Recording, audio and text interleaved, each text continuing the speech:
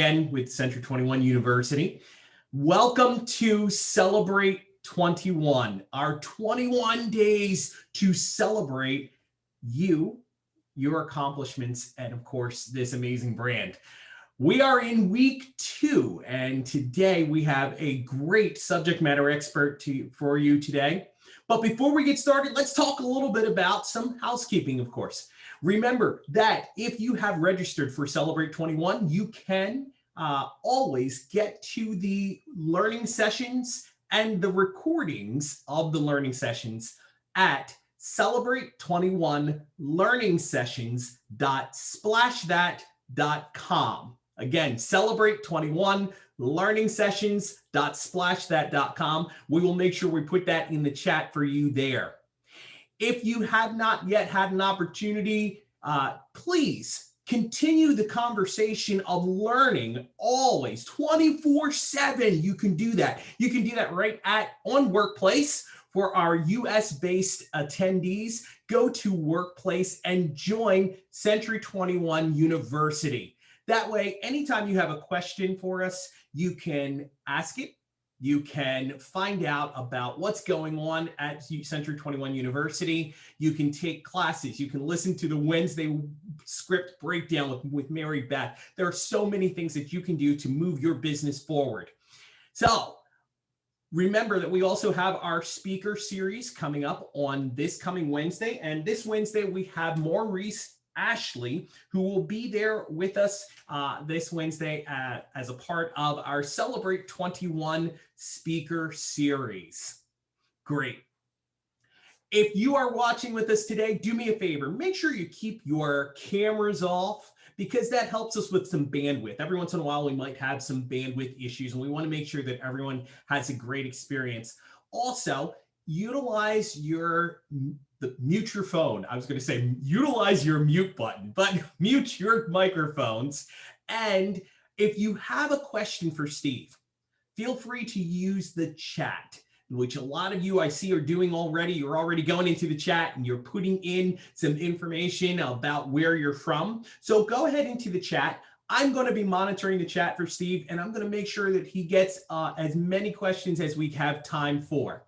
So I am really, really excited to introduce Steve Passinelli for you guys today. I have actually had the opportunity to know Steve now for the better part, hey Steve, the better part of 20 years. And it's a fantastic thing. Here's the thing. I'm going to read this as it is written so that I don't mess it up. And I love it. A passionate storyteller by nature, Steve Passinelli serves as BombBomb's Chief Marketing Officer. He's a teacher at heart and has presented to over 1,000 audiences in his 22-year career in the real estate tech space.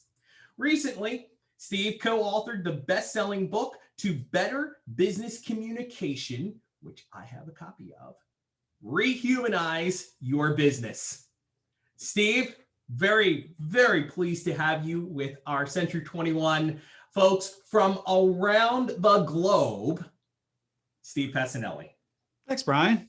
I'm excited to be here, excited for the topic. You know, as we were brainstorming this, what we were going to do, this is a presentation that I gave 2 years ago at NAR. And I deleted it since then. And so I had to recreate this presentation. And I actually had a really fun time over the weekend, just kind of re-envisioning what we're going to talk about here today. And I hope that you guys find this a worthwhile, beneficial use of your time. So thanks for the intro, Brian. Let me share my screen and we will get this kicked off here.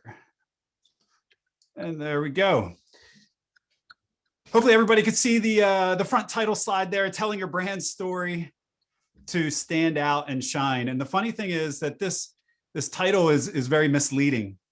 It's not about telling your brand story. In fact, we're going to talk about that very little throughout this presentation. We're going to talk about connecting your brand story with your customers' brand story, because every single person out there that you interact with on a daily basis, they have their own personal story, their brand story. And the better that you are in engaging that and connecting the things that you value, the things that you like, the things that you do with the things that they value, like, and do, the better off you're going to be. And you're going to start attracting the right kind of customers. So that's the main focus here today. We're going to talk about connecting brand stories. I want to kick this off with a quick story before we get into the agenda items here. And this is a 1996 Lincoln Town Car. In between college semesters, I got a job as a car salesman. I finagled my way in for the summer, possibly longer, depending on how much money or how little money I made, so I could get back to college.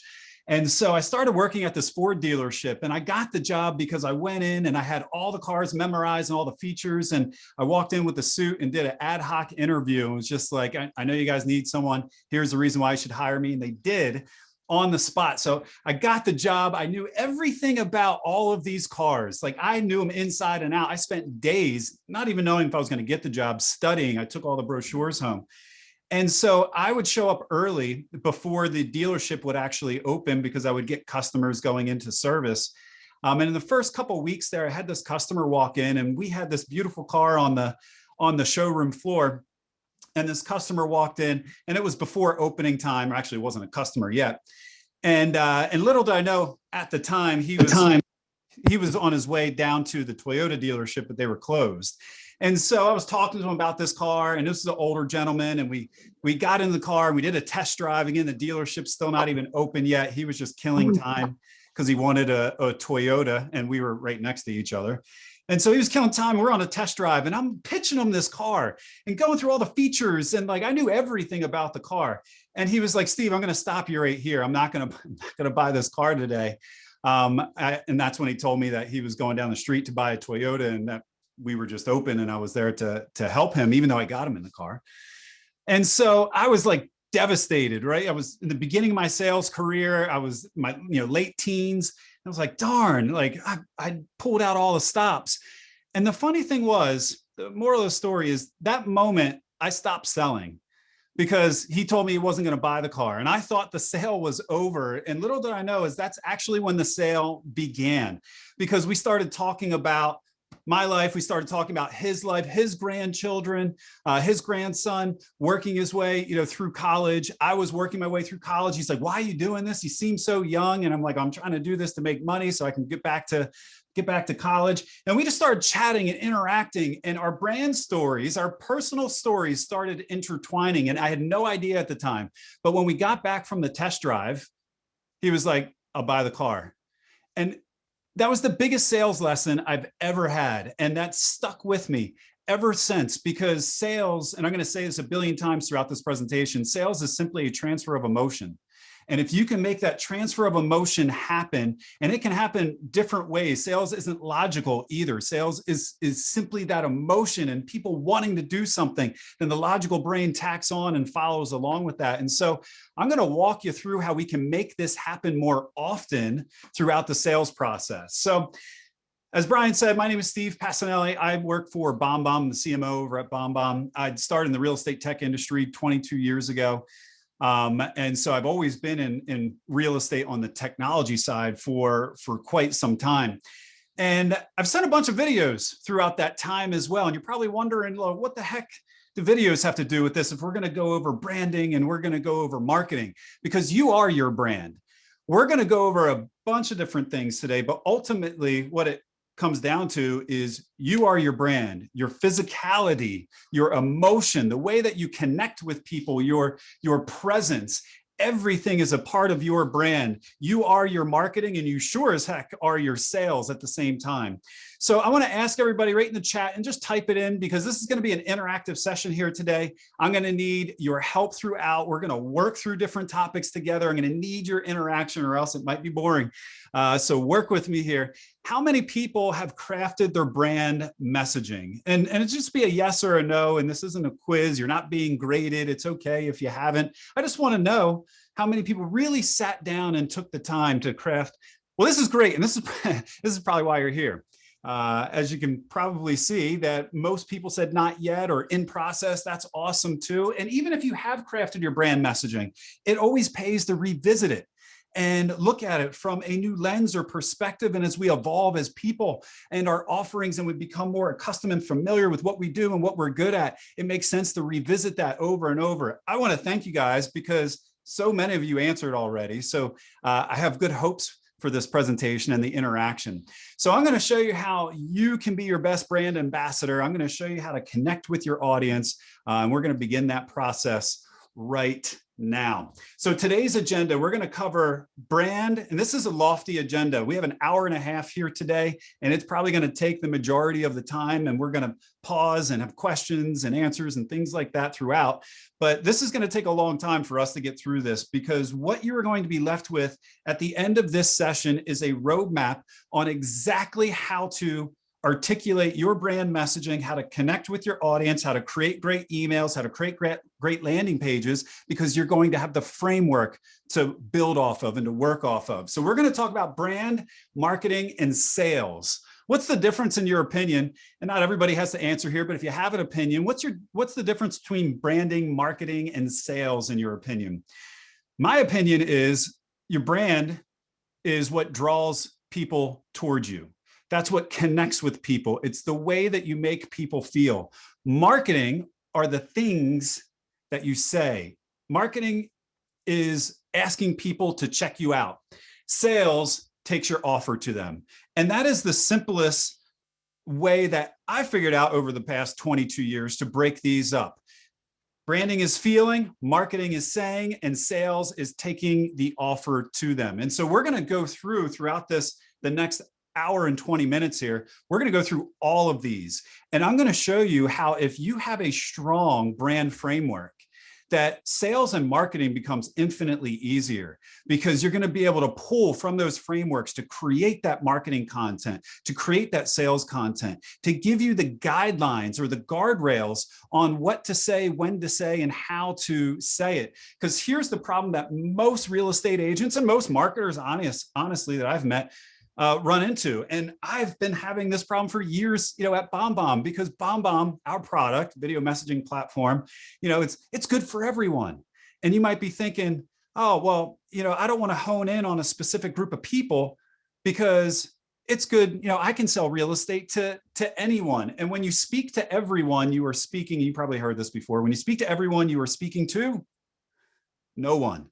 You're speaking to no one. And so we need to create and craft messaging to specific groups of people. Now, that doesn't mean you're turning business away. That doesn't mean if you're going after the family, or you're going after for sale by owners, or you're going after, second home, that doesn't mean that you're turning the first-time home buyer away. Absolutely not. It just means that what we want to do is craft our marketing to generate the easiest leads and sales possible. We want to take all of the candy as fast as possible and easy as possible, and let everything else roll in that might be a more difficult sale for us. And we'll figure out what these things are.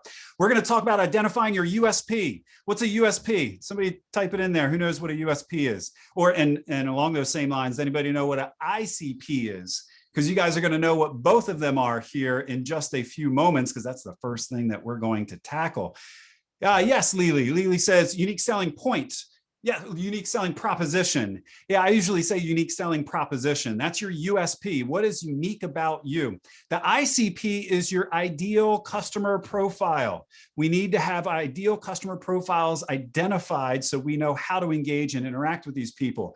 We're going to identify those in today's class. We're going to go through the power of storytelling, and I'm going to show you how we can connect that ICP to an awesome storyline that will connect you emotionally with your prospects. And then I'm going to show you how to put it all into action.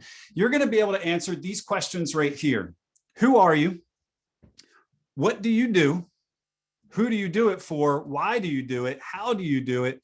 And where do you do it? If you can't answer these questions off the top of your head right now, or at the very minimum, if you don't have these written down somewhere, you are creating more work for yourself, because these should be second nature. You should be able to answer all of these questions, because all of the answers to these questions go into your marketing material. And if your answers are, what do you do? Well, that's dumb, Steve. What do you do? I sell homes. That is not the answer that we're looking for. We're looking for answers like, I help families create wealth through real estate advice. We're looking for answers that connect emotionally with the recipient, with your target recipient. Does anybody have a great tagline that they're using right now that they want to share? Just pop it into the chat as well. We want answers here that evoke emotion, and we want answers, let me move my chat out the way, it's getting big here. We want answers that are going to connect you to your prospects. So how do we get those answers? Well, first, we're going to start with our core competencies. I make suggestions, you make decisions. Oh, I like those. I help people buy and sell homes. All right, Robert. Well, we're going to work on that here today, so don't worry. Is your last name done? That's not bad. I get real estate done right. Okay, let's do this together. Oh, I like bringing them along. Trainer, learn, earn. Okay, so you guys have some pretty good taglines. You're going to be able to reevaluate some of these right now. So let's talk about a core competency first. In your real estate business, if you don't know why you are different, if you don't know the strengths of your organization, of your business, then you don't know the source of your success. And this, I don't know how many people here are new that don't have the source of their success yet. And if you haven't had the source of your success yet, you want to think about these core competencies. What's unique to you? What's hard to imitate? Do you have the best and the most comprehensive local knowledge because you lived there for so long? Do you have a marketing background? Did you come from a different position? Do you have a tech background? These are BombBomb's core competencies that I put up here on the screen. BombBomb's core competencies, just to give you an idea on how we do it and how it plays out. Our core competencies are speed to connection and be the guide. Now, remember, a core competency is something that you do better than anyone else that's hard to imitate. Speed to connection, we do that better than anyone else because we have a patent on our video technology that makes it faster, right? And so that helps us connect the sender and the recipient. And we take that a step further with the replies, but we don't have to get into all that right now. It's not what you guys are looking for. And then be the guide.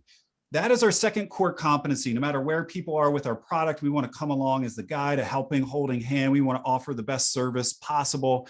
And we do that because we have a different belief. And again, I'm not going to get specifically into it. I just wanted to give you an example here. And those are the core competencies that we run our business through. This helps you define the most valuable benefits that contribute to your customers' success. And write that down. What are the benefits? What are the competencies that contribute to your customers' success? So do you guys have any core competencies? Can you think of any right now off the top of your head just to start getting people's brains going and thinking about what a potential core competency would be? What do you do that's hard for other real estate agents to imitate or bring? And even if it's not totally unique to you, and most of them are not going to be, you still want to have some type of advantage there. So thoroughness, and Joni says thoroughness and responsiveness. I would push to take that a bit further. Why and how are you more thorough? And we're going to talk about that in the next section here. So just think about that now, Joni, because that could be a good one. But just think about why you are uniquely advantaged in that area. Explain and communicate the process clearly. And that's the same thing there. Think about, if that's what you want yours to be, think about why and how. Service communication, go the extra mile, relationships. You can definitely quantify that, Linda, especially with stories of how you went the extra mile and relationships. So these are all good examples of core competencies that you could bring to the table. These core competencies, again, and I don't want to sound like a broken record, but these are the things that you're going to base your marketing on. These are the things that you're going to put into your emails. These are the things that you're going to add into your communication. No matter what marketing and sales material you are creating, this is the core of who you are. And this is the core of how you are going to execute on your core competencies. If you looked away from the screen, come on back because we're on core values now. So you have your core competencies. That's how you're going to help your customer. Now we bring in a layer of core values. What are the values that you hold dear? And this is the way you're going to express your core competencies. Whether you're a one-man or one-woman show or not, you need to have these identified. And again, this isn't just for fluffy marketing. Before I got into marketing, I was a sales guy through and through for over a decade. And honestly, I didn't believe in a lot of the fluffy marketing stuff. I would look at this and be like, oh, that's a bunch of crap. Like this is fluffy marketing stuff. I don't need to do this stuff. This is stuff that's foundational to your sales process and making the process quick, easy, and effective. So here are BombBomb's core values. Our core values are humility, flexibility, relationships, fun, and service. Those are our 5 core values.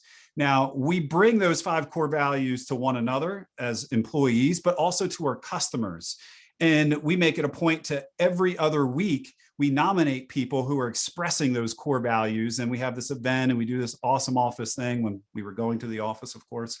And we were making sure that everybody was living out these core values. It's important to have core values and core competencies and stick to them. It's very important. Now, I want to give you an example of why this is important. People love consistency. When you go to a restaurant, you expect consistent food.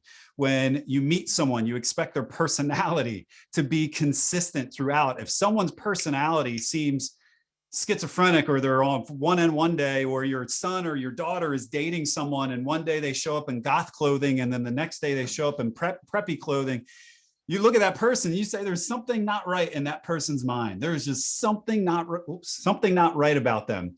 And so your marketing and your messaging needs to be consistent. The value of having core competencies and core values is it keeps your messaging consistent because you refer back to these items.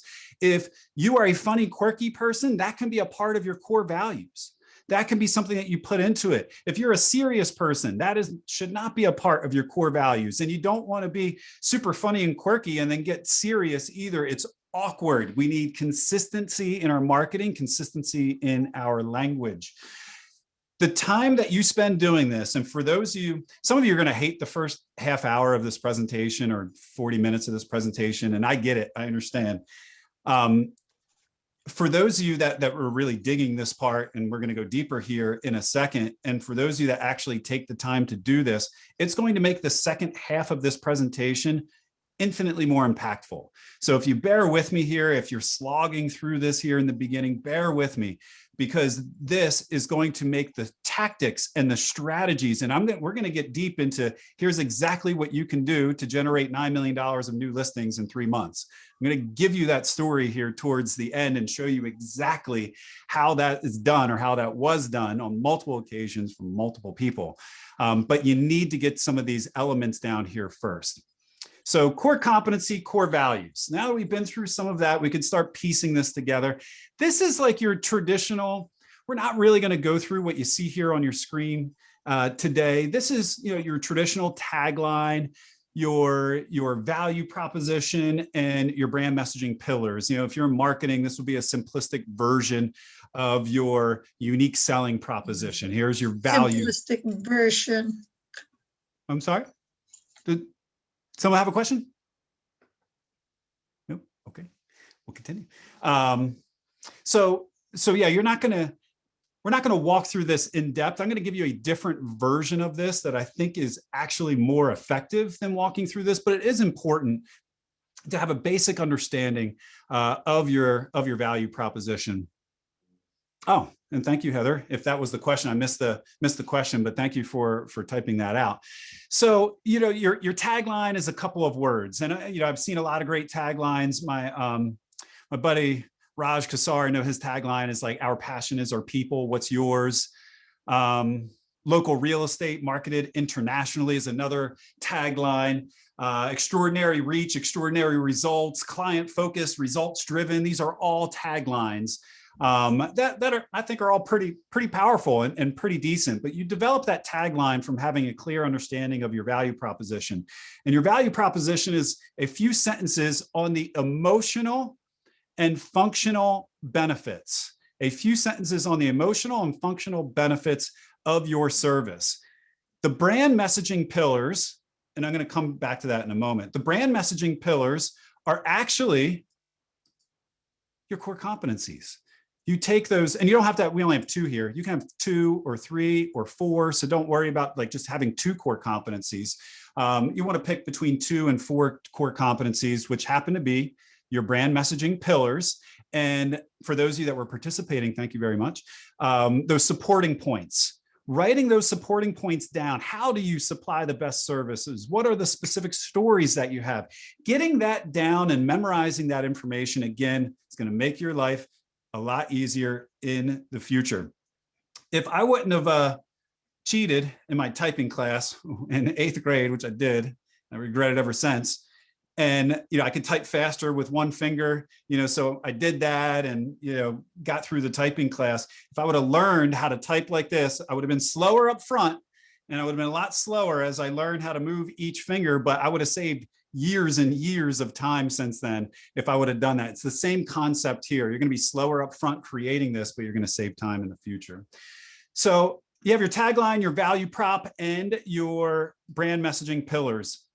This is something from Bain & Company. You guys can look this up online. That's B-A-I-N. And I love, love, love this. This is Bain & Company talks about the price to value ratio.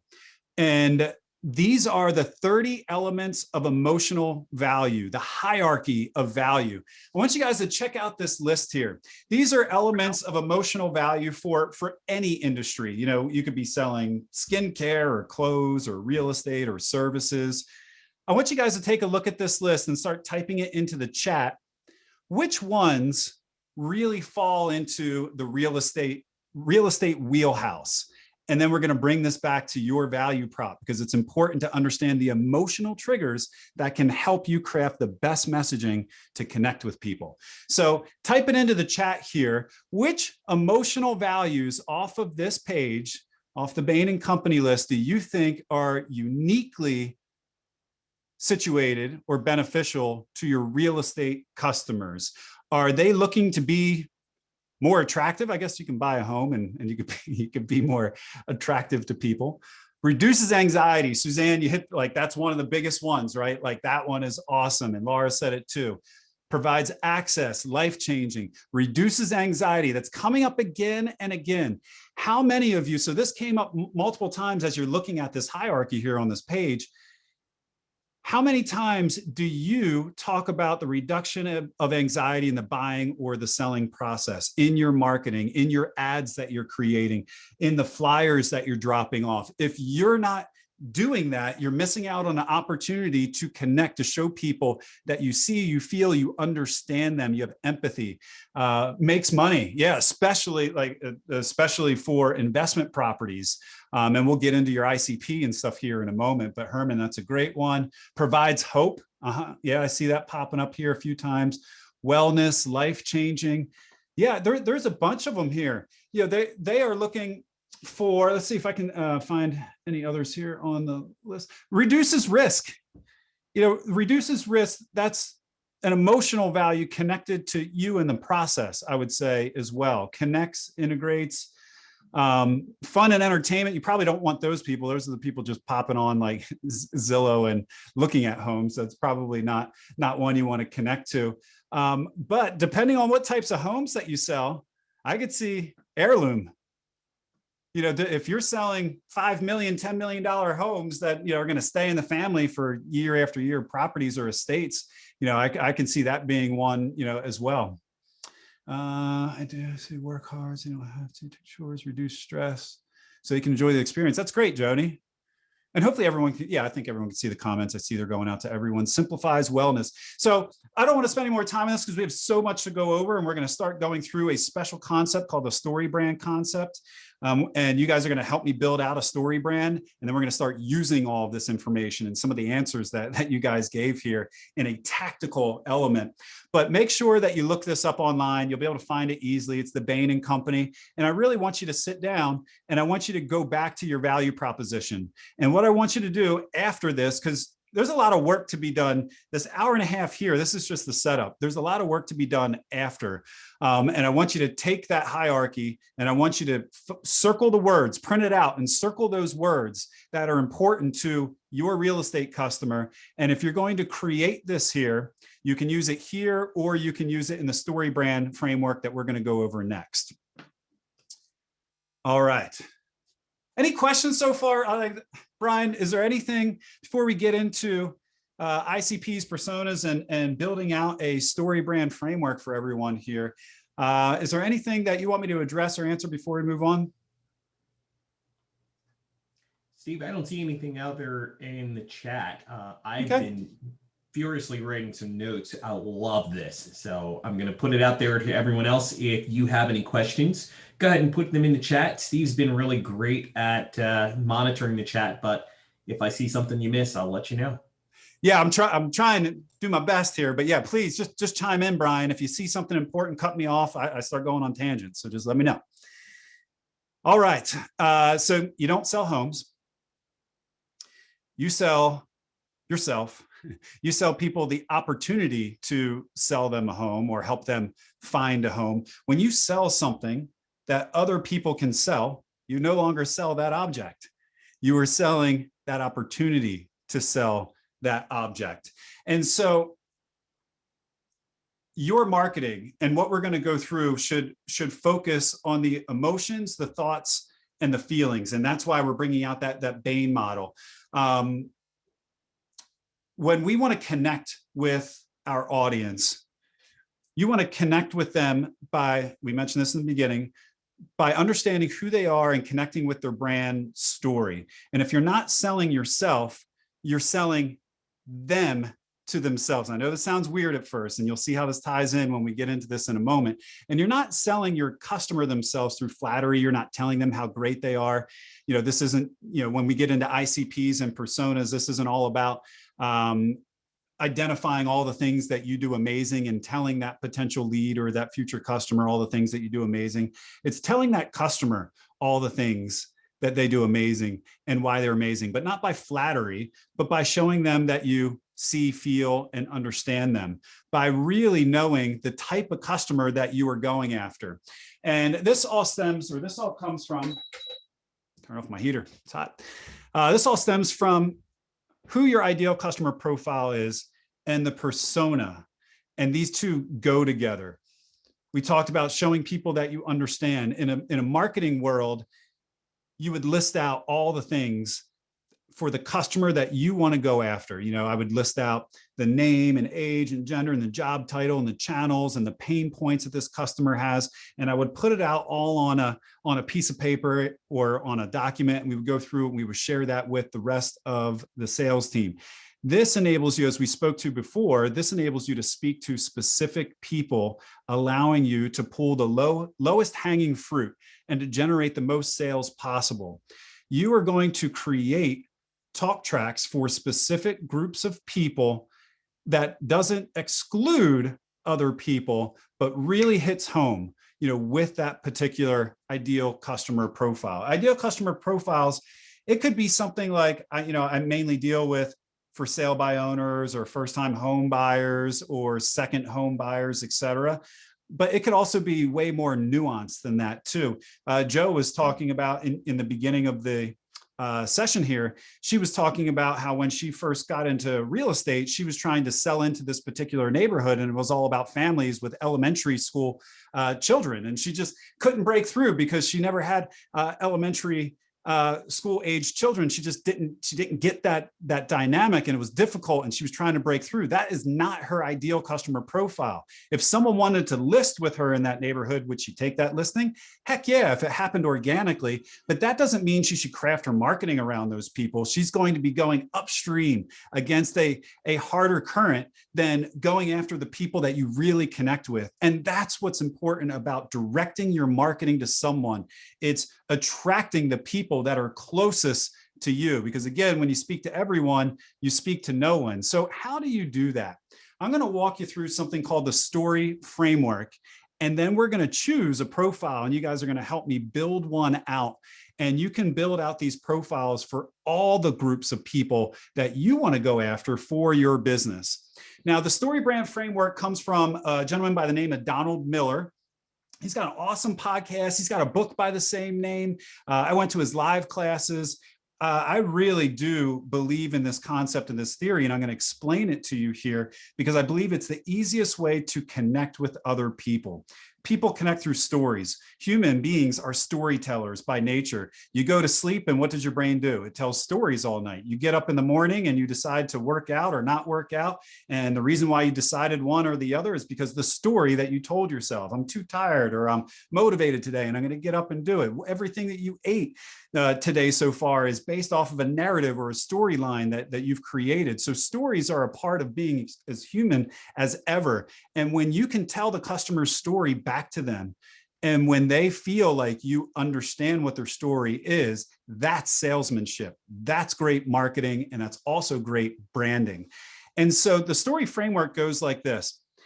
Donald Miller proposes that every movie, every great story follows this exact framework, that there's a character or a hero, and that character has a problem.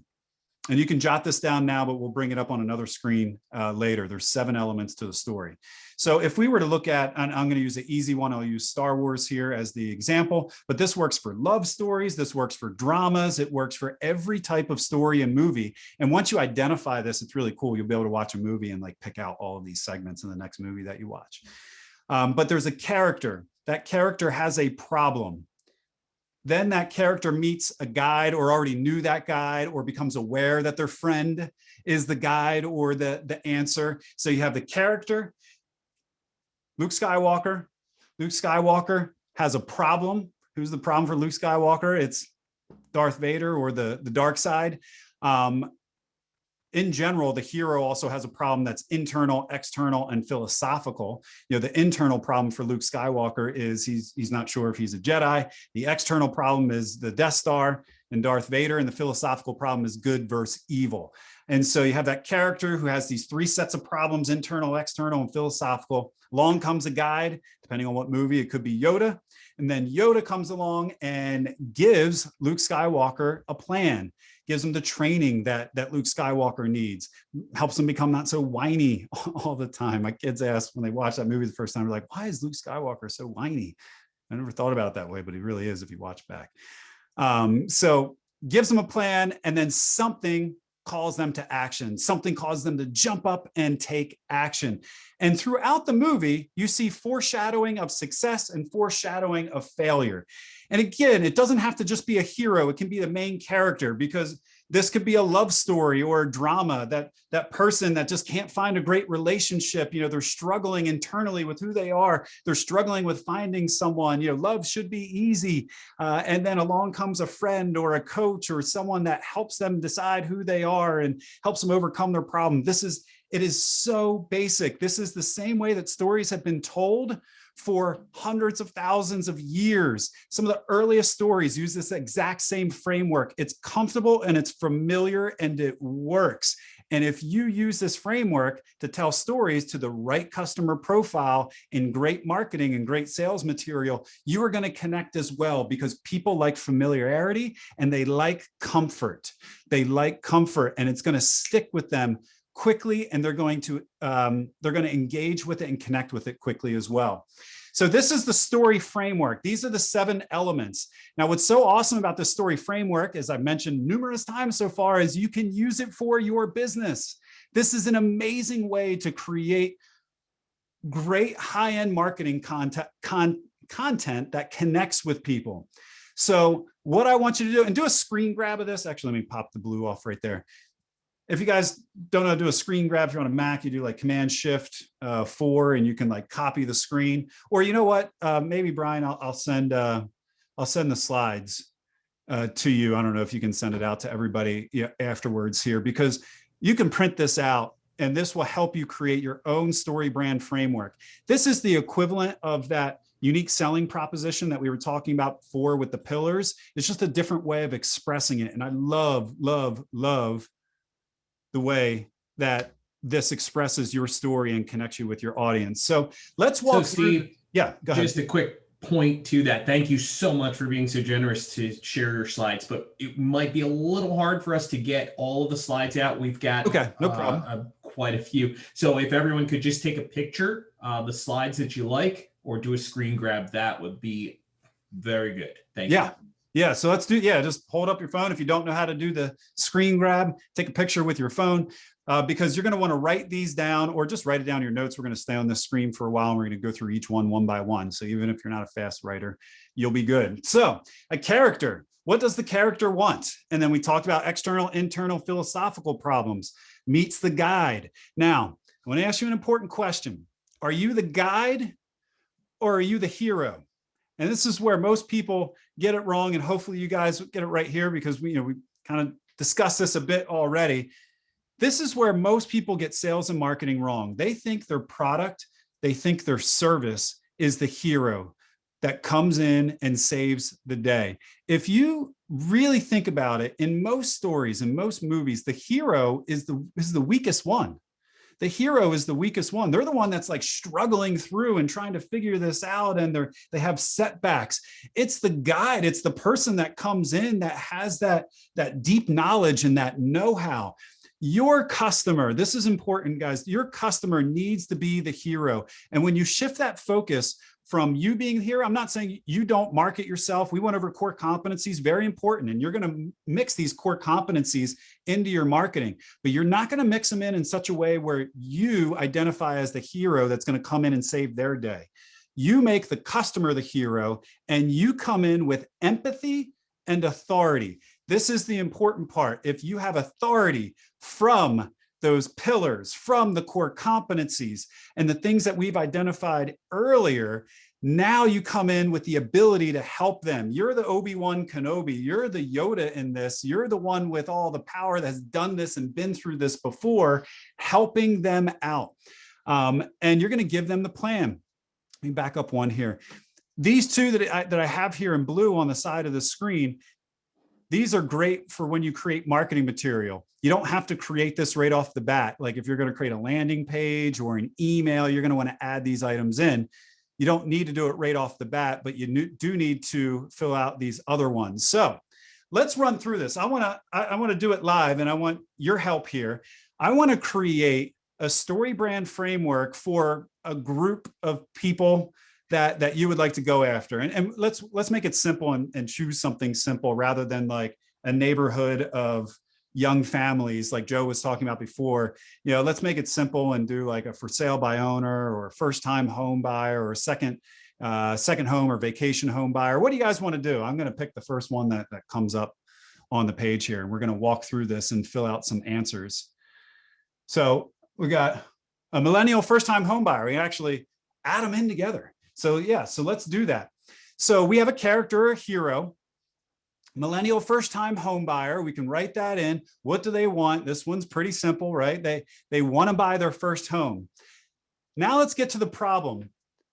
External problem. What is their external problem that a millennial first-time home buyer has? This is where we want to think back again to the Bain. This is where after this, you're going to sit down and you're really going to spend some time. You're going to look at the emotional hierarchy there, and you're going to start using those words as you fill out the answers to these questions. But what do you guys got for me right now? What do you have for me right now for a millennial first-time home buyer, the external problem? No credit or down payment. That's a great one. The market's moving fast. Like this, and this is going to be different depending on where you live, right? So you might have different answers, but I would love for people to keep sharing all these awesome answers just to jog everyone's brain a bit, get your juices flowing, and you guys can write down some of these answers and think about what you want to do for your ICP that you're going to go after. And then you just repeat the process. You might do 3 or 4 of these story brands. So you have this written down and you're ready to go. So this is great. That's external. Did I see any internal ones there? What are they thinking and feel? Oh yeah, I did. Robert Dow put not knowing where to start. Now that's internal, right? We want to use emotional words. Remember, choose your words wisely as you're filling this form out, because you want to choose the words that connect with them emotionally, that are not necessarily numbers oriented. When people are in that side of their brain, people make decisions emotionally. Daniel Kahneman breaks the brain down into 2 main parts. He calls it system 1 and system 2. System 1 is the emotional side of your brain. System 2 is the rational side of your brain. People think they make decisions with system 2. System 2 is everything that you are thinking right now. The part of your brain that you actually have access to, your thoughts, that you're thinking right now, that's all system two.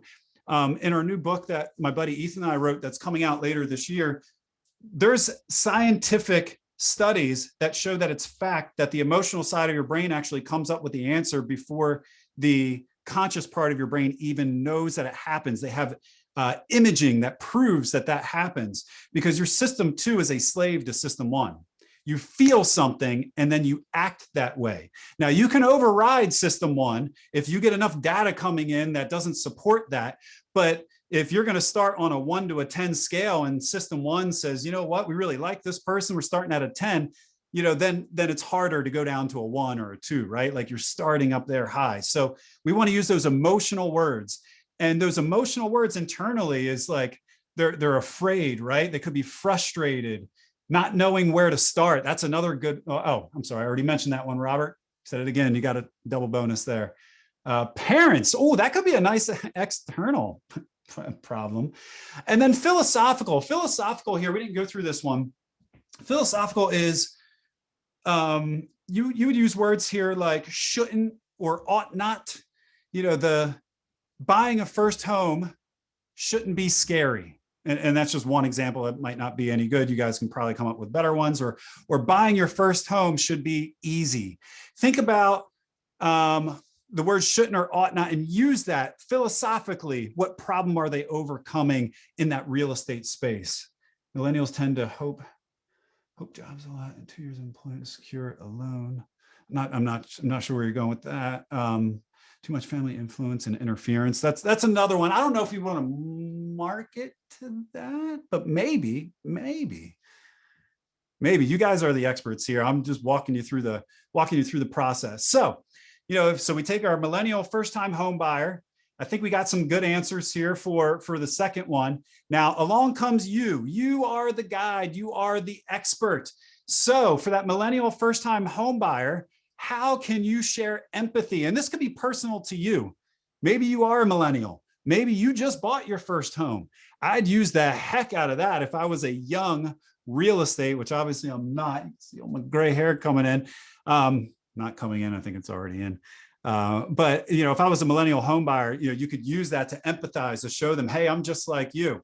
I just went through this process. Or even if you're 62 and you've helped 150 millennial home buyers because you've been in the business so long. So yeah, how can you empathize with that person? And then that's also your authority too, right? If you helped hundreds of people or thousands of people, depending on how long you've been, in the business, that can be your authority, and you're going to fill that out. Again, everything that we're doing here is creating the basis and the foundation for every single marketing piece, email, and content you will write in the future.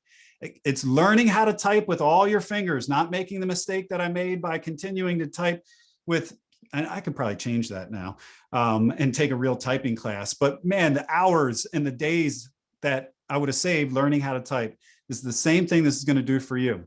So let's go over here to success. I want to describe success and failure. It seems pretty straightforward. Oh, good, Susan. Yes. Thank you, Susan. I'm glad that you're finding benefit. It's hard. I love presenting in person where you get to see faces and know if you're boring the heck out of the audience or it's time to move on or you need to stay on a topic. So please, let me know if this is droning on. I can move a bit faster. We have 45 minutes left and we got to get to these tactics here too. All right, so let's get to successes and failures here. Successes. What are all the ways? This is, even though we're going to go over identity transformation, that's 1 or 2 or 3 words. It's only a couple of words. What are the successes of that first-time home buyer millennial? What are some of the feelings? Again, not just what happened, how are they going to feel?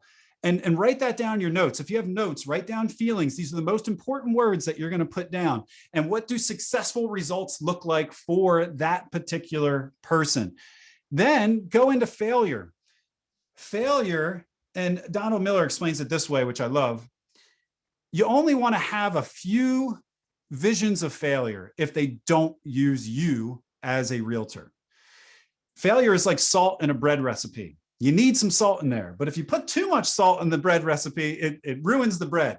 And success is like flour. You just dump tons of flour in a bread recipe, right? So you want a lot of successful, positive words. You want a vision of who they want to be in the future. And you want a few items, right? We want a few things that show them what failure looks like as well. Oh, I forgot I had slides for all these.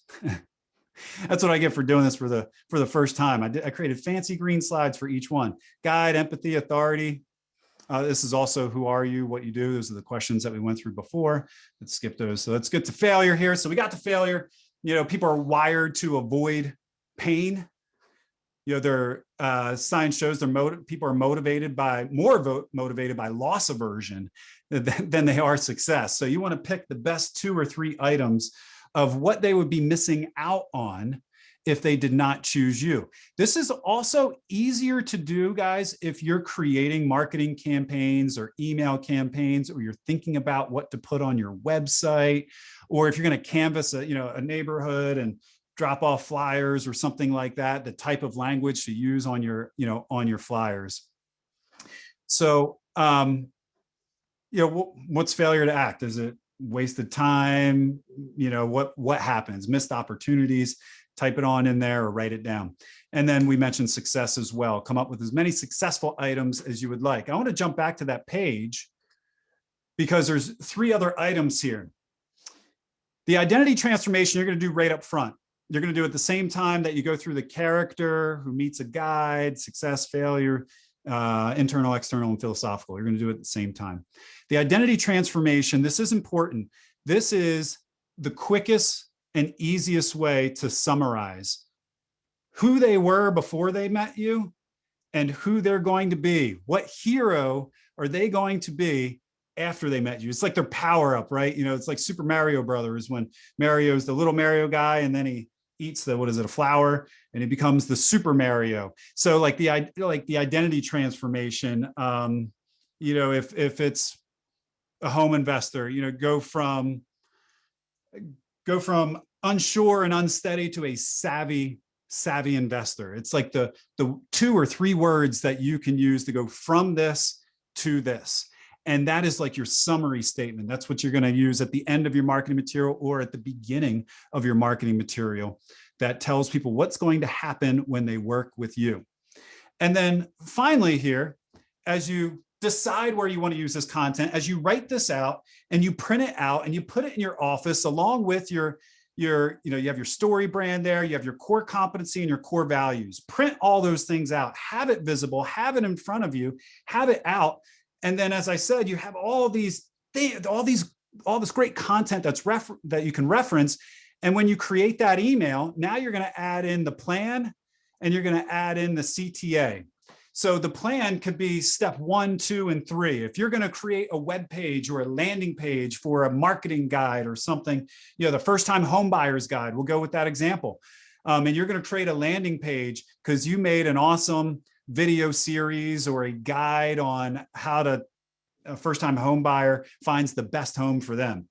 Then you're going to give them a plan on that landing page. You're going to say, step 1, read this page and figure out what's most important or what should be important to you as you're searching for your first home. Step 2, download the guide. Then step 3, do what you're going to add a 3-step process to the plan with the direct CTA, which is download the guide right now, or your direct CTA could be like, call me if you're ready to get started. And then the transitional CTA, call to action, by the way, CTA is your call to action. Your transitional CTA be like, hey, if you're not ready to start your journey right now, no problem. Download this guide and it's going to teach you blah, blah, blah, blah, blah. And it's going to give you the information that you need. That's how you can use that. You usually want a direct and a transitional CTA in any marketing material that you're creating. It gives people 2 options. It's like the old adage of like, do you want to meet tomorrow at 4 or does the next day at 9 work better for you? It's the same concept, right? Like you can call me right now to get started, or if you're not ready, no problem, do this. So that is the story brand framework. Immensely powerful. Do it. Just do it for the general real estate buyer first, or seller. Start there, start at something easy. And then after you get comfortable with it, then start dialing in, your ideal customer profiles. Do it for a particular area or a neighborhood. You can just keep on doing this again and again. And you're going to be set up and ready to go, because I mentioned this numerous times already. After you're finished with this activity, not just the story brand part, but the core competencies and core values, you're going to know who you are. You're going to know what you stand for. You're going to know how to articulate your messages, and you're going to be able to create all of this content with ease. And anytime you work with a coach in the future, coaches usually give you like Mad Lib-esque or style talk tracks or scripts or emails. And it's literally, guys, it's after you do that, it's plug and play. You take all of those items and you plug and play. The character, first-time home buyer, can solve their problem. What's the problem that they have? You could use internal, external, or philosophical by using your service, because how it solves their problem. Like, you're just plugging and playing. You have this roadmap down, and it is so easy to create these marketing pieces. And here's a story brand one. Story brand tells you, like in any marketing piece, it's super simple to start with the problem, solution, result. So if you're responding to someone in an email, what's their problem?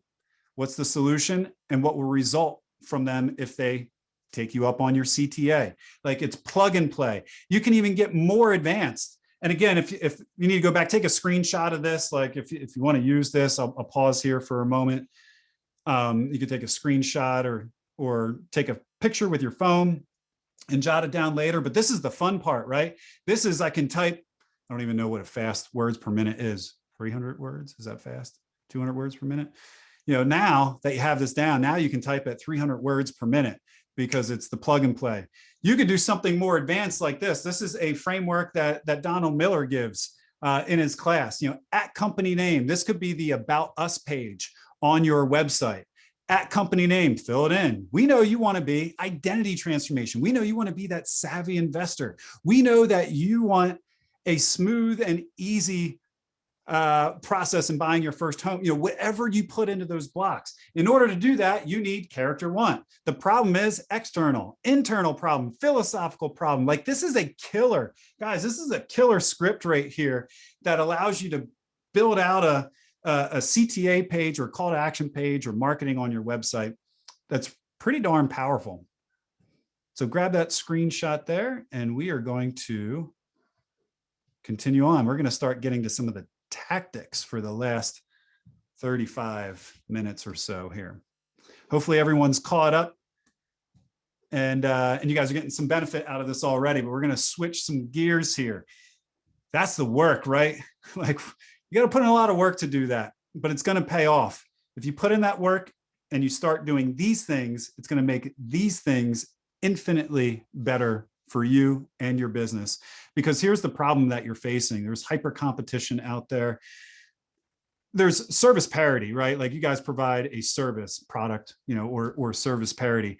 And it's so hard, as we were thinking about those pillars in the beginning. Are you having a hard time thinking of the pillars of your core competencies on what you do better or unique to everyone else? It's hard to find those unique items, because people have the same services, they have the same tools. And the customers are in more control than ever. And by the way, for the astute people out there that are really thinking about this presentation was actually built off the story brand model as well, of being the guide. Here's the problems, hyper competition. So you guys can actually look at this presentation and try to pick out each component if you want to. So these are the market dynamics. It's difficult. And how are you going to accomplish this, right? It's a fine balance between your time and energy. On one side of the scale, the continuum, you have automation, you have tech touches. And on the other side of the scale, you have personal touches. That could be face-to-face, stopping by someone's house. It could be on the phone. It could be email, or when you're allowed to stop by people's houses. I'm going to speak outside of COVID right here. And it's completely hands-on. It's like the personal, it's like the white glove service. And most of you spend the vast majority of your time, or most of us, everyone spends the vast majority of their time somewhere in the middle of that continuum, right? It's like efficiency versus effectiveness. And, we want efficiencies through automation, but we want it to be effective as well. But here's what I want you guys to ponder and think about for the rest of this presentation and tonight. When you're sitting down, having your glass of wine or your beer or whatever, you're having. If you are regulating yourself to a robot's job, you are going to get replaced. If you're regulating yourself to, if it's so easy that a robot can do it, or a tool, or a machine, or a system, and this sounds like a bad comment, it sounds like an awful, it's not. This is the opportunity. This is the way to stand out from everyone else. If you're looking for solutions, to your business, to scale up your business, solutions that are so easy that anyone can buy and implement and have an advantage, that advantage is going to dissipate. So what ultimately is your advantage? What's your advantage? It's you. It's your customer experience. The customer experience is your last and best differentiator. We don't need more touches. We live in a state now of digital pollution. We are being polluted in our email inboxes, in our LinkedIn inboxes, in our Slack inboxes, and every digital tool that we use. And I'm getting text messages left and right now that are spam text messages on our phone. Digital pollution is worse than ever. And we become immune to all of these digital touches. And we need to break through. We need to break through the clouds of digital pollution with true human-centered communication. Which is consequently also the title of my next book, Human-Centered Communication. How do we provide a better customer experience? How do we outshine the competition? It's not about buying the latest and greatest tool. It's about you being in front of more people more often, because if you were in front of more people more often, you would do more business. I believe that 100% in my heart, because sales, again, comes down to relationships. Your physicality, thank you, Brian. Amen. All right. Your physicality, your emotion, who you are as a human being, how you interact with other human beings. That's what sets yourself apart. And that's why, let me go back all these slides here. That's why I snuck in this telling your brand story here with video. Because as time and distance or the coronavirus keeps you apart from the people that matter the most, we still need to be face to face. Your voice still needs to be heard. People need to see you. They need to hear you. And consequently, you need to do the same for your people. And that's where we're going to start here in the tactical section. This is called the bow tie funnel. Everyone knows of the sales funnel. The sales funnel is dead. The sales funnel has been dead. It's old, it's outmoded, and it doesn't work anymore. It's outmolded, and it doesn't work anymore. The bow tie sales funnel does. And this is more akin, this is a SaaS sales funnel, software as a service that we abide by, here, and we use this sales funnel. But man, does this fit perfectly into real estate. This is actually more real estate than it is SaaS. And here's how it works. There's 6 elements of this funnel, and I'm going to show you how to take your ICP, your brand messaging, your core competencies, and drop it into every place of this sales funnel. And so the 6 components are awareness. People don't know who you are. Visibility precedes ability. Visibility precedes ability. You can have people that aren't as good as you sell more homes than you because they simply have more visibility. If you don't have visibility, you never get a chance to showcase your ability. So we need more awareness. Then the education stage. The education stage is where people learn about real estate and they learn about you. That's more it's getting close to the selection stage. That's when they get to the selection stage there. But awareness that they're ready to buy a home, that they need a home, awareness that you exist, into the education stage, the real estate education on what makes a great real estate agent, who they should choose, then the selection stage, then the commitment. This could be the commitment of the buyers or the seller's agreement, and then the onboarding for the buyers. And this is the work that you're doing. You're onboarding them. You're helping them find a home. You're doing all the things to help them sell the home. That's the onboarding process, which is the 4th process. Then the impact, getting that done and getting that done in an amazing way with a high level of customer experience that's going to make them want to do what? Recommend you. There is no funnel. The funnel dies at the sale. The funnel doesn't die at the sale in real estate. The funnel, the bow tie funnel, only gets bigger because every happy customer that you have becomes the next comes the catalyst to the next happy customer that you are going to receive. And so I'm going to walk you through the empathy value call to action framework. So when people reach out because they want education, how to close those people, I'm going to walk you through the selection framework here. I'm going to go through some videos here that will help you and help people choose you based off an emotional connection. I'm going to go through the commitment stage and how to use video in this part and use everything that we worked on prior in short videos here.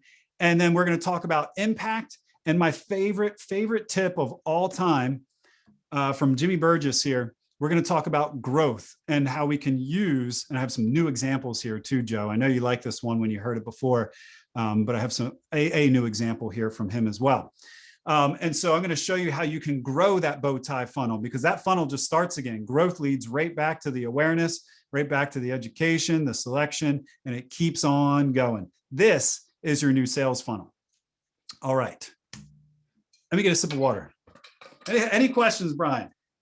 Is this a mile a minute? Is it too spastic? No, okay. Steve, okay. No questions and lots of love. All right. We got 30 minutes or 25. We'll try to leave time for Q&A at the end. All right. I want to talk about deposits and withdrawals as we start getting into this funnel and some specific strategies. Are you demanding attention or are you giving attention? Because most people think of marketing and they think of sales as a way to get more attention, and getting attention works. I'm not opposed to billboards and things that get attention because that's top of mind. I'm not anti top of mind. It is easier to give attention though, and it is more impactful to give attention than it is to demand attention. There's 3 different types of attention or value that you can give to someone. We talk about the Baines hierarchy, the value hierarchy there. You can boil this down into specific value into these 3 particular elements: emotional value, insight value, and tangible value. When you're reaching out to someone in the awareness or the selection phase, you want to provide one of these 3 elements. Emotional value is providing a deposit into their emotional well-being. Just like a bank, you can't expect a withdrawal until you provided deposits into their emotional insight or tangible value. And so, especially emotional value. So we want to make sure that we are giving attention. And I'm going to give you an easy way to provide emotional value that doesn't take up too much time, that will generate conversations here. Insight value is providing knowledge and or information, which you guys can do that all day long. The Jimmy Burgess example I'm going to give you here, he had $9 million of listings that he sold, that he got from sending out 72 videos in a 90-day period. And I'm going to give you his exact process, and you're going to love it. And if you do it, it will work for you because it's killer. And I know of plenty of agents that followed his exact process and generated a mountain of business from doing this, and they've been doing it every day since.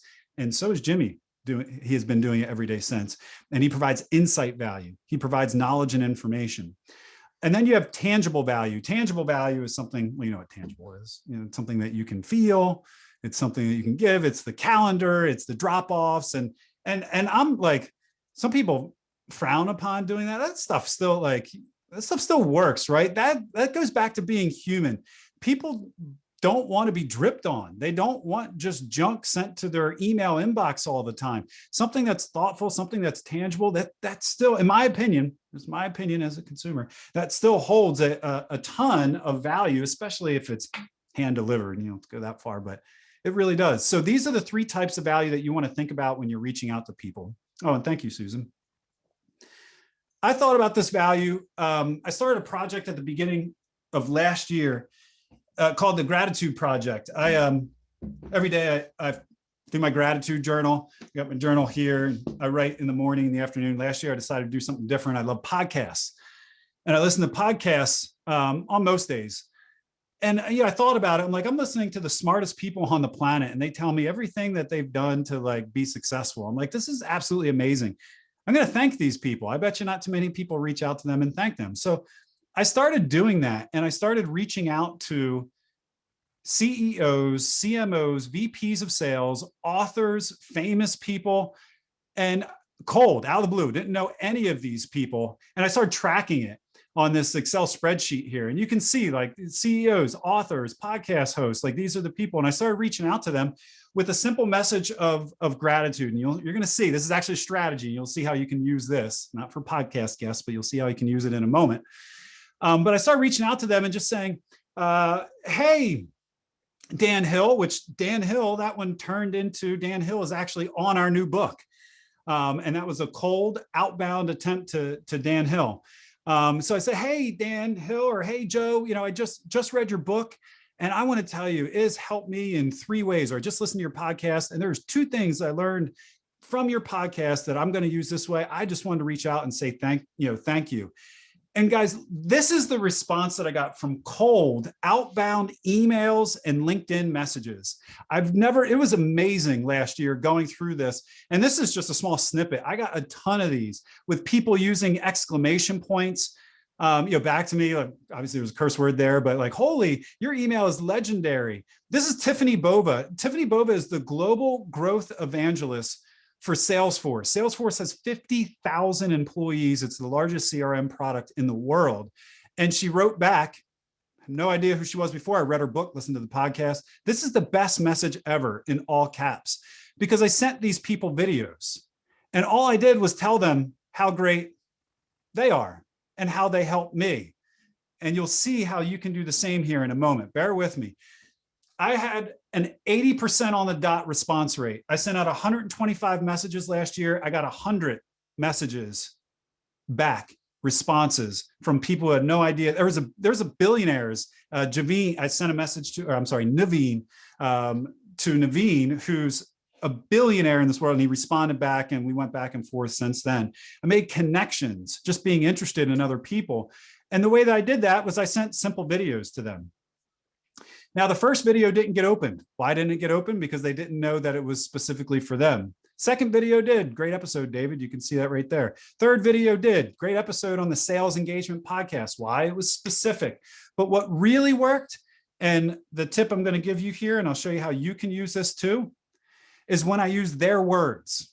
Now, I was listening to podcasts here for this strategy, and I took the words that they used on their podcast. Tiffany Bova wrote a book, Growth IQ, and gave 10 elements, and the 10th one is coopetition. So I use coopetition, obviously her word. The second she saw that in her email inbox, I think I sent her an email, or maybe it was LinkedIn, she's going to click play on that video because it resonated. Oh, there's no I'm sorry, Gail. There's no videos here. These are just the animated previews. I'm just talking you through it. So yeah, there's no videos for each one. These are the animated previews. This is what people see when they open it up in LinkedIn, or they open it up. And of course I use BombBomb here, so it does the cool animated preview and it makes it more effective.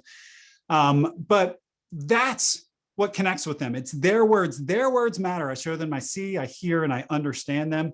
And they click play on the video, and they had to respond, or at least 80% of them responded that way. There's five subconscious questions that people ask themselves before they want to do business with you. Oh, and I just want to mention here, all of these are instantly recognizable as personal. That's where video is key. Sending out personal one-to-one messages. Remember that continuum? We want to automate everything, or do we want to create a great experience? Well, it's got to be both, but we need to create the experience. You can't automate relationships. And so there's 5 subconscious questions that people ask themselves. And think about that. If I'm sending those videos to those podcast guests, did I not check off 4.5 of these questions? Do I like you? Do they like me? Sure. Did I listen to them? Absolutely. Did I make them feel important? Because I gave them specifics. Do you get me? Yep. I reached out and told them how I got them. Can I trust you? People decide if they trust you when they first see you and hear you. They make an instant decision. I did it in video. Hopefully they trusted me, but at least got them halfway there. They might not fully trust me, but I reached out and I didn't, the next line wasn't, are you ready to buy BombBomb? Guess what? We have a solution that can help you send video messages and connect with people more effectively. I didn't do any of that. But did we sell a ton of BombBomb to these people? Yeah. Do I have some friends? Yeah. So I know what you might be thinking, Steve, this is a great story. You spent a lot of time on this. How in the world do I use this? I don't listen to podcasts. How does this relate to me? This helps you connect with individuals' personal brands. And you can do the same thing. It doesn't have to be on a podcast. We have social media. And people put their lives out there on social media. They tell you what's important to them. They tell you what they like. They tell you what's important to their children. They put it out there and people clamor and they want and they crave recognition and they crave that attention. And if you can show them, again, I'm going to say these words again, that you see, hear, and understand them, even in a are you ready to buy or sell a home, you will start conversations, you will create deeper relationships, you'll get more referrals. You're connecting with their personal brand. If someone knows you, likes you, and trusts you, you're in a better position to do more business with that person. And this is your tactic. This is your strategy that you can do. It's the social media observation. You can take a video, you can type this up, like all these things you can type up. It just doesn't work as well because the black text on a white screen isn't you. It's not your brand. It's harder to convey. You want them to see you, to hear you. You want them, if they're going to choose another real estate agent at any point in time, you want them to be able to picture you in their mind and have to say no to a human being, not to say no to text on the screen or junk sent to their email inbox. And these types of personal connections help you do that. And so something like this, you see someone post about their kid's soccer game on social media, rather than commenting underneath, just do something slightly different. Go into Facebook Messenger, drop a BombBomb video in there. You can record a video on your mobile phone. You can do it right on your mobile phone and put it in there if you want to do it that way as well. There's multiple disadvantages to doing it that way.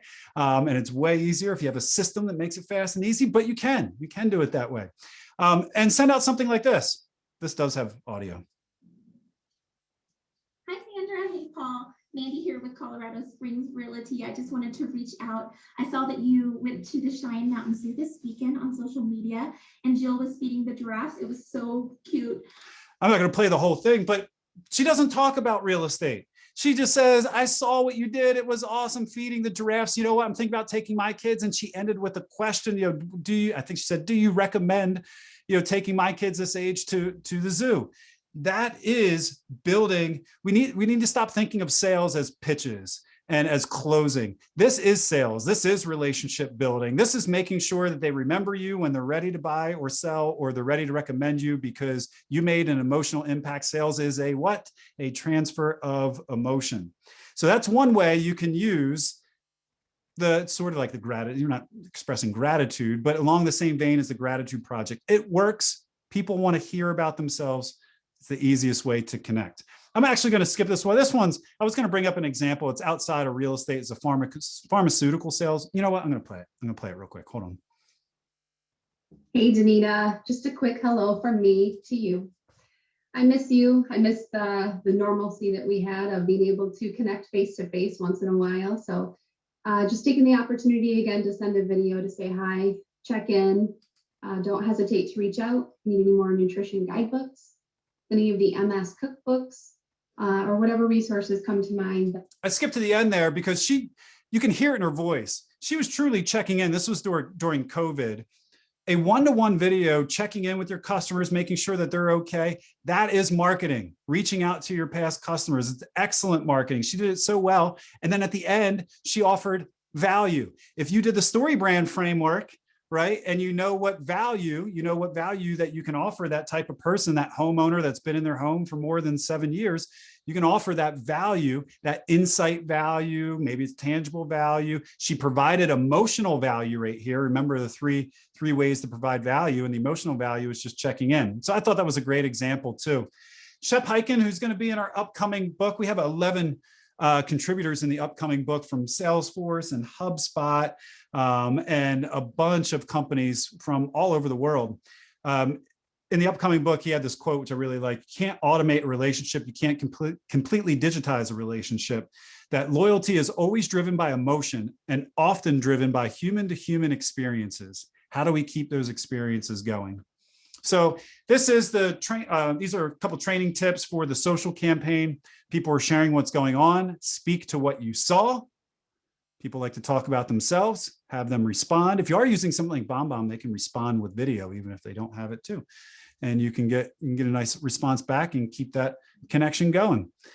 Because before we switch to my favorite tip of all time, which we're going to get into right now, I want to transition with this. Every email that you send someone trains people to open or delete your next email. Every message you send and every video that you create trains people on whether or not you provide valuable or insightful information. So the stuff that's just going out on autopilot that they think's keeping you top of mind, it is also telling that person, if they don't open it continuously, not to open your future emails too.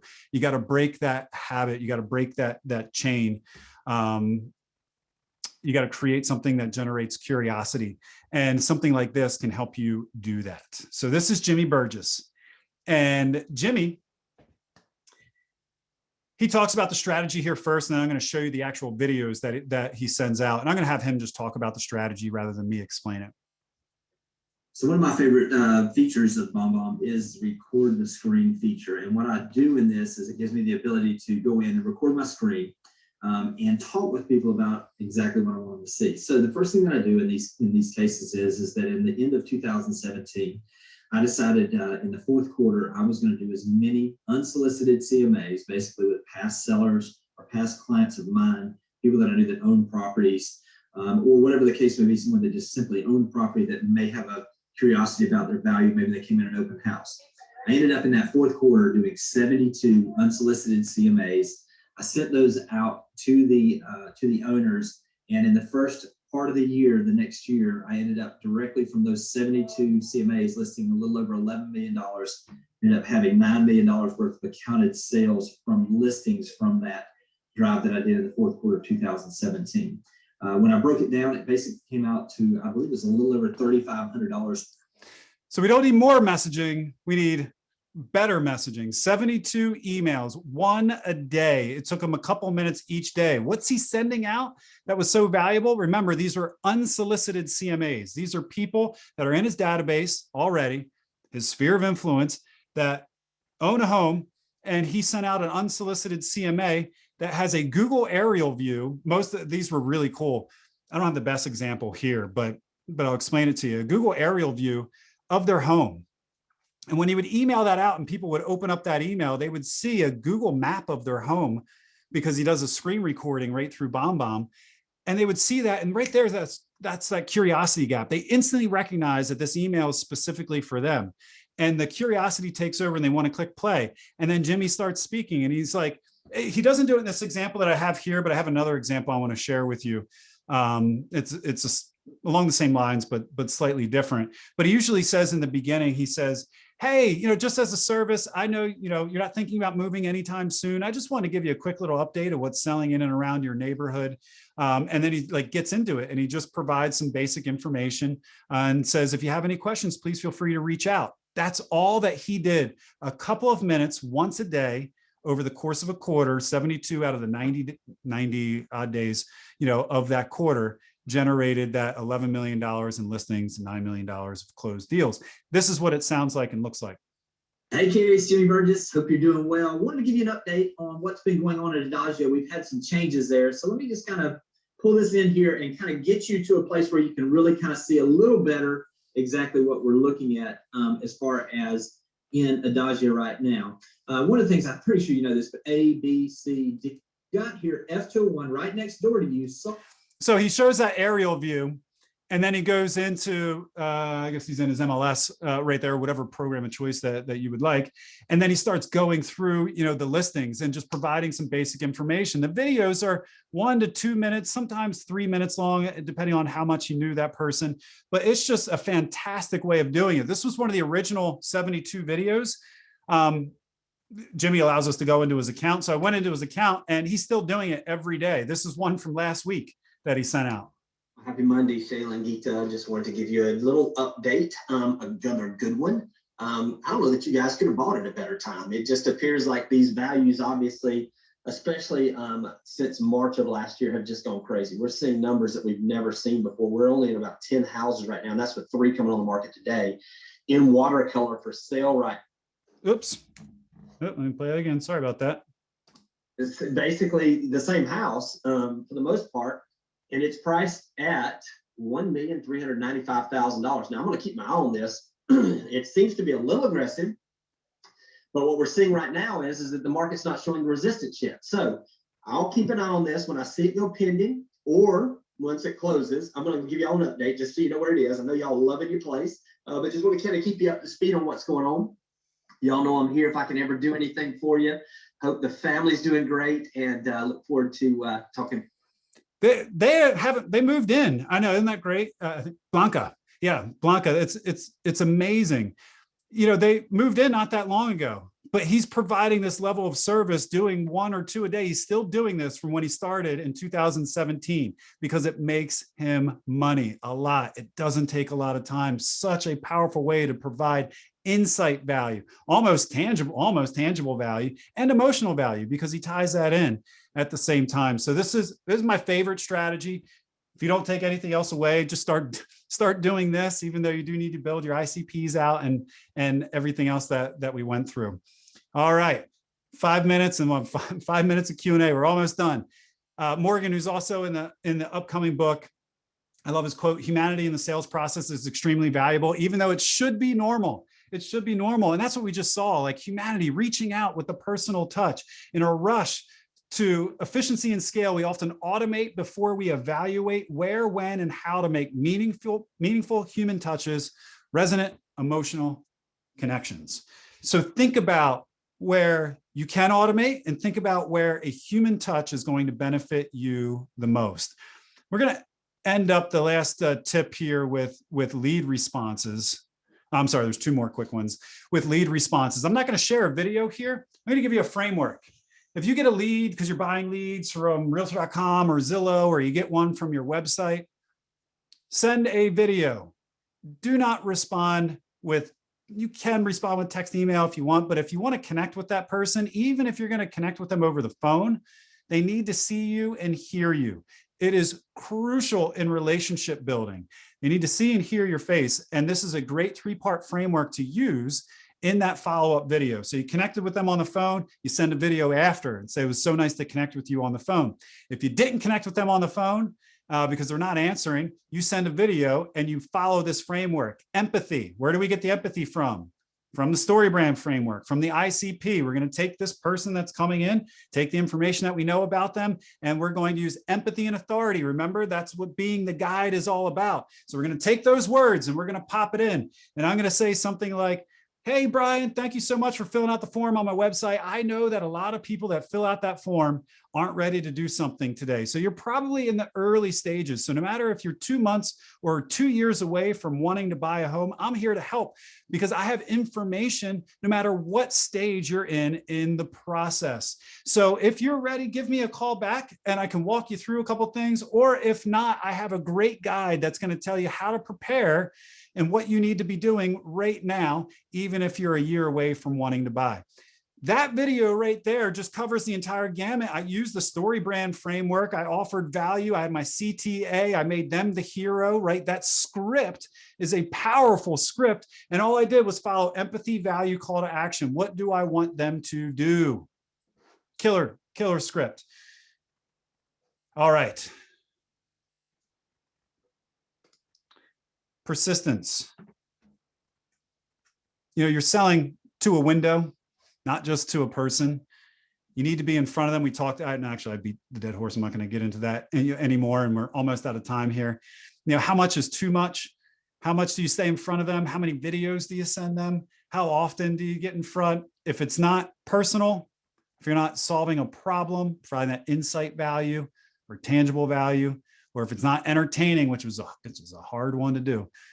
If you're not funny, like I am, then yeah, you probably want to stick with personal or problem solving. Then you probably shouldn't send the material. You probably shouldn't send your marketing material. You want to stay in front of people as long as possible. The last element we're going to bring here before we close this down is detail or complexity. The commitment stage. Remember the bow tie funnel? You know, if we're providing great customer experience on the left side of the bow tie, we're providing great customer experience on the right side of the bow tie, you know, after we worked with them and generating more business.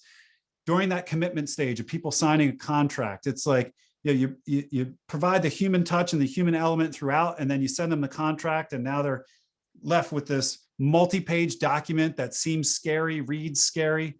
Well, all you need to do is add a human element to that. And my buddy Ken Mucha, does a great job walking them through, whether it's the document for the sale, whether it's the seller's agreement, the buyer's agreement. He does a screen recording right here with BombBomb or another system that you might be using, and walks people through and says, hey, here's what this means. Here's what this means. Here's how I would interpret, this, and here's where you're going to want to sign. All right, let's close this out. Not everything that be counted counts. Not everything that counts can be counted, and not everything that can be counted counts. And if you guys, hopefully you picked up on this theme throughout the entire presentation, your immeasurables are what make a measurable difference. You need to be seen and heard, and you need to connect with your prospects by showing them you understand where they are in the process and who they are. You are your most valuable asset. If you were in front of more people more often, you would do more business. And ultimately, you should be more visible to your customers. Hopefully, these are the 4 things that you took away. I didn't use these words exactly today. I used them in the NAR presentation that I gave a couple years ago, and put them on the page. I wanted to speak to everything and hopefully summarize it with these 4 words, because we learned how proper preparation can help save a ton of time and help persuade people. Because remember, the branding is the way that you make people feel. It's the quick skimming of the words that you use, the emotional words, and it provides that persuasion element. And we learned how to persuade people with the right messaging for the right people at the right time, getting ourselves in front of those people, and then being persistent and knowing what to send and when to send it throughout. So this is what sales is all about, the 4 P's of sales: preparation, persuasion, persuasion, and persistence. And hopefully you guys pick that up throughout. I hope you enjoyed the presentation today. I know it was a lot of information very quickly, or very fast, but hopefully you can rewatch it and check it out again and walk through the process. And I look forward to hearing about your successes. Hey, Steve. Wow. That was amazing. I'm looking at the chat just to see if there were any quick questions left over. But, I always say, and those of you who have been through any of our learning sessions or mine specifically, I always say, if you're doing the same thing over and over and over and you expect a different result, it's not going to happen. You're borderline insanity. So seeing something new, doing something new, opening your mind to something that is new, that may be a new idea. It may not be new to the world, but maybe a new idea to you is amazing. And Steve, the way that you laid this out was perfect. Good. I absolutely love making the right deposits in order to withdraw out. I love that. So thank you. Wow. Now we're seeing a lot of tips coming through. Some questions about the access code for Dolly. If you're looking for the access code, you should have been registered. Once you register, the access code will be sent to you. Dolly, I will find you on Workplace and send that access code out to you so that you have that.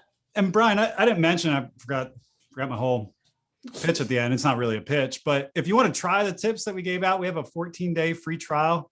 BombBomb is $29 a month, guys. So, if you like the video strategies, if you want to do the 14 days for free, no credit card required, the Jimmy Burgess thing for 14 days, do it for 14 days. And after that, it's $29. It's so powerful, even if you just do that one thing or just reach out to people and connect with them. So go to bombbomb.com to check it out. Awesome. Thank you. And I know we use it in Century 21 University. You guys have probably seen a lot of our videos to remind you of your classes and some follow-up videos. So I know the value of the BombBomb, but I think it's fantastic in putting the humanization back in our business. And I absolutely love that. Lots of great information here, Steve. Steve, we are already over time, but we have used, I feel like we've used every drip of your information but I know we have it because I'm tired. I am. Uh, I'm tired.